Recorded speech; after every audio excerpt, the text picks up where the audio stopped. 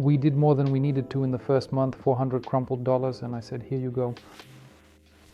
For Zoomers, it's cringe to keep pushing unnecessary client services. People always work with people.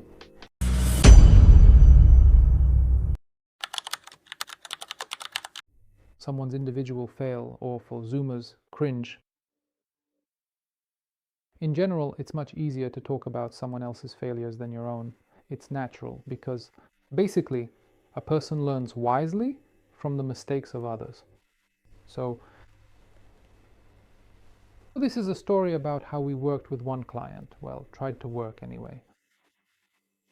A long time ago, we signed up to promote an online gift shop.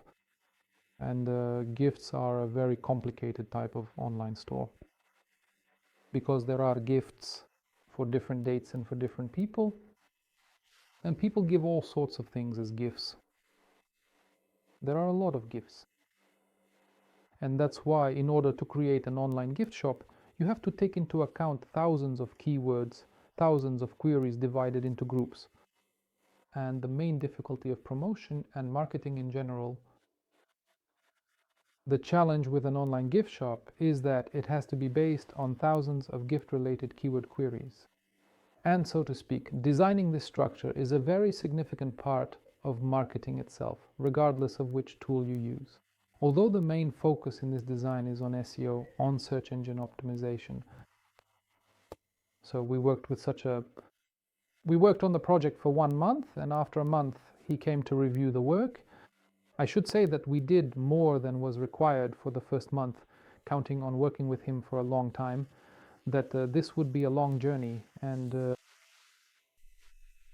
we wanted to exceed the client's expectations. We created a fairly extensive semantic core. But the meeting concluded rather unexpectedly for all of us, because, so to speak, right now. Let me give an example regarding the scale of the project and the scale of the funding. So to speak, the entire project ended up costing approximately $1,000. He arrived in person and sat through a meeting that lasted for 2 full hours. He accepted the work for the month, and regarding the next month, he pulled 400 crumpled dollars out of his back pocket and said, here are $400. If you want, we can keep working. But we said, no, we won't continue working, gave him back the 400 crumpled dollars, and he left. That's how the story turned out. It wasn't very ethical on the client's part. So, after looking at everything, what can we really say? What exactly is the moral of the story about this cringe-worthy situation? You have to remain ethical in any situation. You have to do,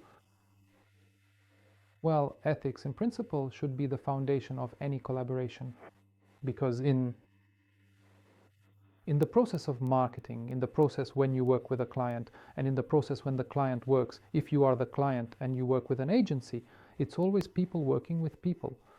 And you can have a super brand, a super CRM system, all the best technical stuff there is, but people still work with people.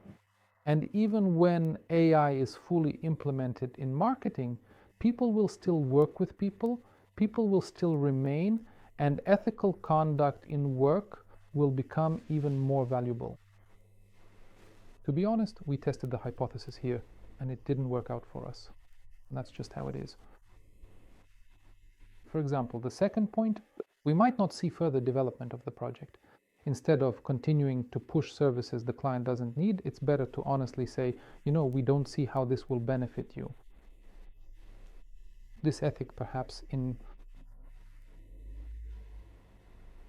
the short term may hurt financially, but in the long run it brings much greater profits and satisfaction. This is Ethical Marketing by the digital marketing agency AVB. Welcome.